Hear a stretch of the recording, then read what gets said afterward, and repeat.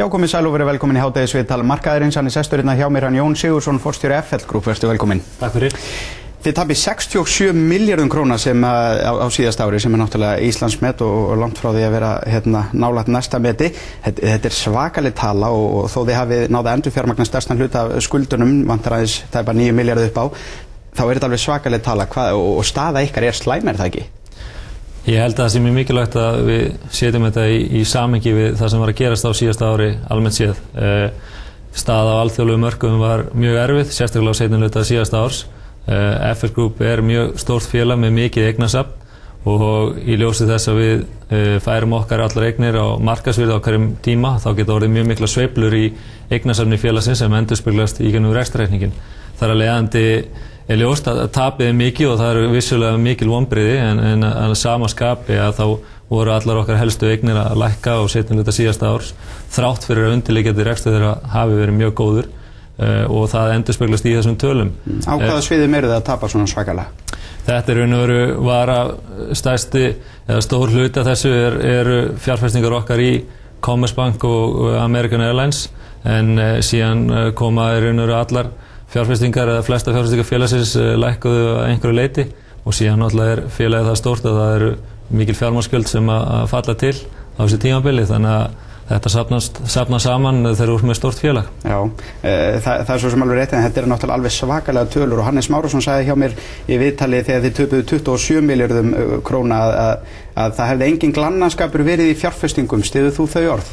Ég held að það sem við höfum sagt og farið yfir meðal annars í tengslum við endurskipulagningu félagsins í nóvember-desember að þá hefur við sagt að stöðutaka félagsins í svona fjárfestingum sem hafa ekki verið strategískar fyrir félagið eins og í AMR og Commerzbank hafi verið of stórar í samhengi við stærð félagsins og þar af leiðandi greipum við til þeirra aðgerða að minnka þessa stöðu. Við seldum alla stöðu okkar í American Airlines á síðasta ári. Við minnkaðum stöðunni í Commerzbank verulega og við höfum haldið áfram að gera það á þessu ári og höfum í raun og veru minnkað markaðsáhættu félagsins rétt 130 milljarða á fjórða ársfjórðungi og það sem af þessu ári. Já, þannig að menn voru að fara fram úr sér. Ég held að eftir að hyggja þá hefðu menn átt að vanda sig kannski aðeins betur og vinna betur úr þeim stöðum sem voru til staðar og ég held að það sé ljóst og þar að lendu við gripið til viðeigandi ráðstafana. Það var í raun engin fjárfestingarstefna það? Var skýr fjárfestingarstefna einmitt af því að manni fannst eins og FL Group væri að kaupa bara það sem var í boði? Já, fjárfestingarstefnan í sjálfu sér hefur alveg verið skýr. Við höfum verið að leita fjárfestingum þar sem við sjáum tækifæri til þess að koma að félögunum, taka þátt í stjórnum þeirra og mynda stefnu. Það ljóst að ýmis verkefni sem við fórum inn í á sínum tíma til að mynda inn í Finnair, Royal Unibrew og fleiri að plön okkar á þeim tíma gengu ekki eftir og eins og þekkt í báðum þessu tilfella þar sem við vorum meðal annars að beita okkur fyrir því að fá aðkomu að stjórn þessara félaga og svo framvegis og við það var hafður uppi mikla mótbárur þannig að það má alveg segja að sumum verkefnin gengu ekki eins og plana var en stefnan hefur alltaf verið skýr að fjárfesta í félagum þar sem við teljum að séu tækifæri og við getum bætt einhverju við. Já. En þetta það eins og allt gengur og gerist að stundum ganga hlutinir eftir og stundum ekki. En hvaða einmitt skilaboð eru það kannski til fjárfesta þar sem þeir einmitt hafa séð að langflest þessara, það reynda gekk vel svona til að byrja með meðan uppgangurum var en núna langflest þessara verkefna hafa svo sannarlega ekki gengið upp. Hvaða skilaboð eru það til hluthafa? Hvers vegna ættu þeir þá að kaupa í FL Group? Ég held að það sem við höfum verið að gera, við höfum verið að laga til, við höfum verið að reynsa til í eignasafni okkar til að mynda fókus. Við erum með mjög góða sögu á bakvið mörgum af verkefnum sem við höfum farið í til að mynda við höfum verið að vinna í Refresco og Stónu Tryggja að vera framleiðandi í Evrópu.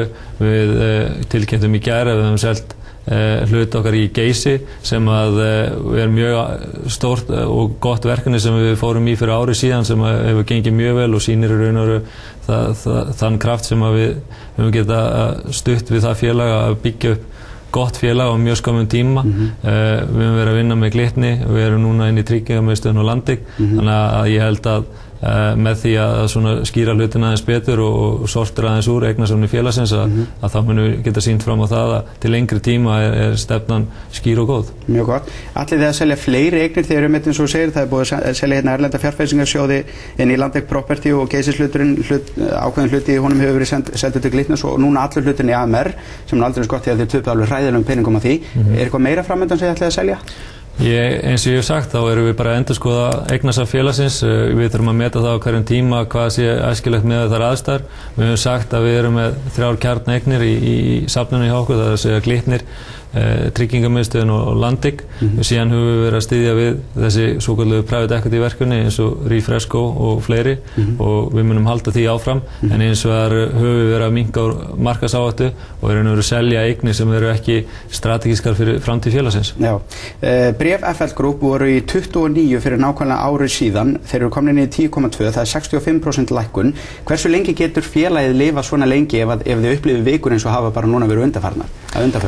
Ég meina að vikunar undanfarnu hafa vissulega verið erfiðar og við höfum þurft að vinna mjög vel úr okkar spilum til þess að halda áfram að gera það sem við erum að gera. Eigið félagsins samt sem áður er mjög sterkt áramót, 156 milljarðar. Eigið hlutfall mjög gott, 37% og að teknu tilliti í fjárfestingarstarfseminni yfir 40%.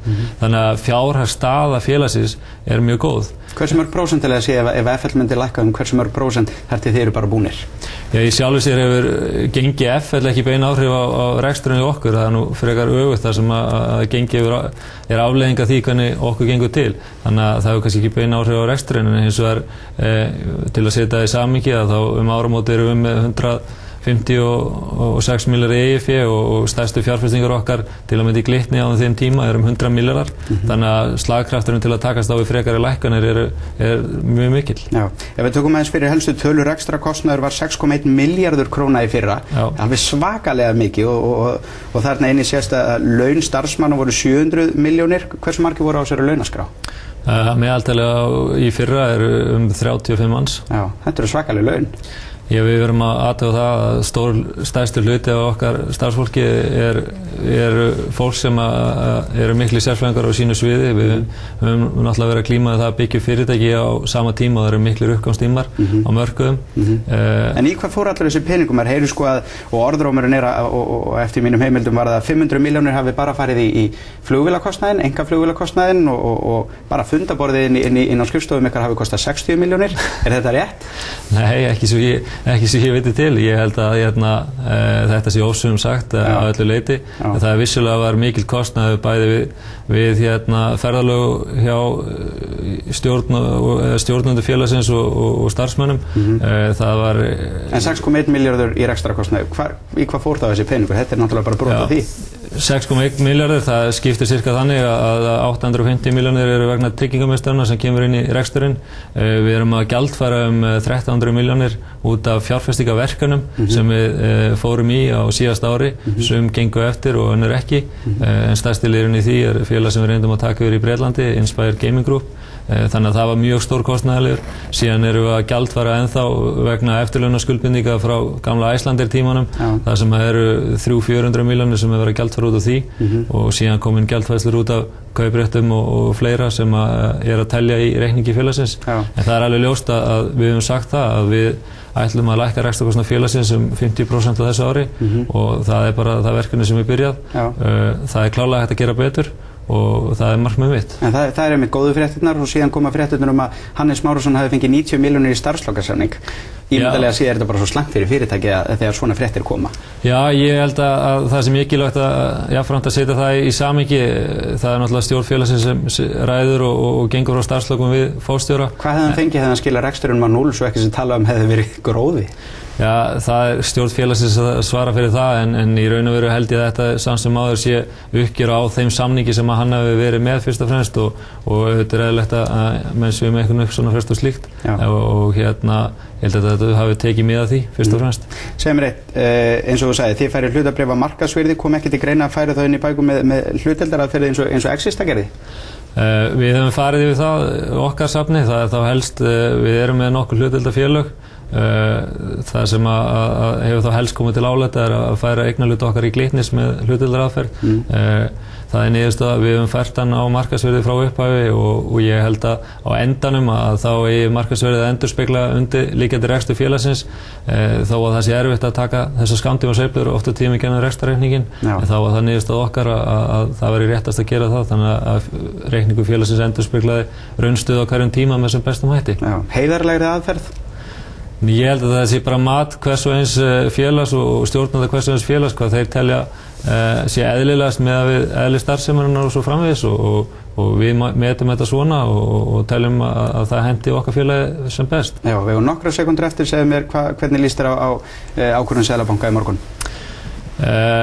Svona hluta til þetta ákveðin vonbrigði. Ég held að það sé komið tíma á það að við sjáum breytingar á vaxtastefnunni. Ég held að það muni hægjast á hagkerfinu mun hraðar heldur en að menn sé að gera sig grein fyrir og það er mikilvægt að bregðast í því með ábyrgum hætti.